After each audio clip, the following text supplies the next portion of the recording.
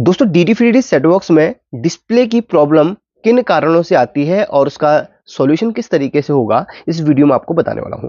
काफ़ी बार मुझे कमेंट्स भी आती है, तो फाइनली ये वीडियो आप लोगों के लिए। अ, अगर आपके पास इस तरीके के कार्ड हैं तो उसी में ये सॉल्यूशन होगा, क्योंकि ये कार्ड ज़्यादातर सेट बॉक्स के अंदर लगे हुए रहते हैं। बाकी एचडी के अंदर जो है वो अलग कार्ड का इस्तेमाल होता है, तो इनका ही सॉल्यूशन मैं आपको बताने वाला हूँ। ये डिस्प्ले है और एक कार्ड है। अब ये जो प्रॉब्लम है वो किस तरीके से हमें देखने के लिए मिलती है। एक प्रॉब्लम तो हमें क्या-क्या मिलती है कि डिस्प्ले आ रही है बट कटी-कटी आ रही है, और एक तो डिस्प्ले में कुछ भी नहीं आ रहा है, और तीसरा जो है वो डिस्प्ले आ रही है और जा रही है, या कभी-कभी कुछ और इसमें हल्का-हल्का सा टिमटिमाता हुआ ये डिजिट्स हमें नज़र आता है। तो प्रॉब्लम अलग-अलग होती हैं। अब देखिए बेसिक चीज़ें यहाँ पर आपको समझा दूँगा, हो सकता है आप में से बहुत लोगों का इससे सॉल्यूशन हो जाए। जिनका सॉल्यूशन हो जाए कमेंट करके मुझे बता सकते हैं। ये डिस्प्ले है और ये आपका कार्ड है। तो यहाँ पर ये जो प्रॉब्लम है वो 2-3 कारणों से आती है। इसका जो पहला कारण है वो है डिस्प्ले का।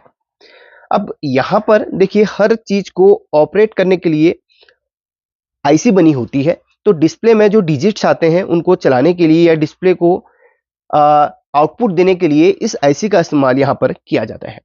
काफ़ी बार हमने देखा है कि ये आईसी, ये तो वैसे लोकल मैन्युफैक्चर होता है, तो आईसी की कुछ लेग यहाँ पर डिसऑर्डरिंग हुई रहती है, या फिर वो जो लेग है वो सही तरीके से यहाँ पर अटैच नहीं होती हैं, या कोई प्रिंट वगैरह टूट जाता है।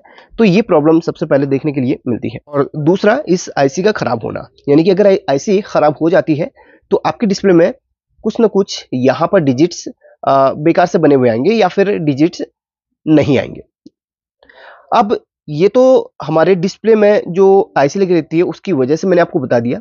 और काफ़ी बार एक चीज़ और हमने देखी है कि ये जो आप देख रहे हैं, ये जो पत्ता है या ये जो केबल है, ये कहीं न कहीं से टूटी हुई रहती है, इस कारण से भी होता है।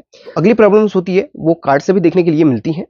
देखिए कैसे, मैं आपको बताता हूँ। ये कार्ड है और कार्ड के इन दोनों पिनों में 3.3 वोल्ट हमें मिलना चाहिए। वैसे अगर आप देखें तो ये जो पिन होती है, जो यहाँ पर 3.3 वोल्ट इनपुट होता है, तो ये पिन इसी ट्रैक से होते हुए इसी पॉइंट पे आती है। आप देखें यहाँ पर इसमें आ रही है और यहीं से इसमें कनेक्ट है, यानी कि दोनों पिनों में हमें 3.3 वोल्ट मिलना चाहिए।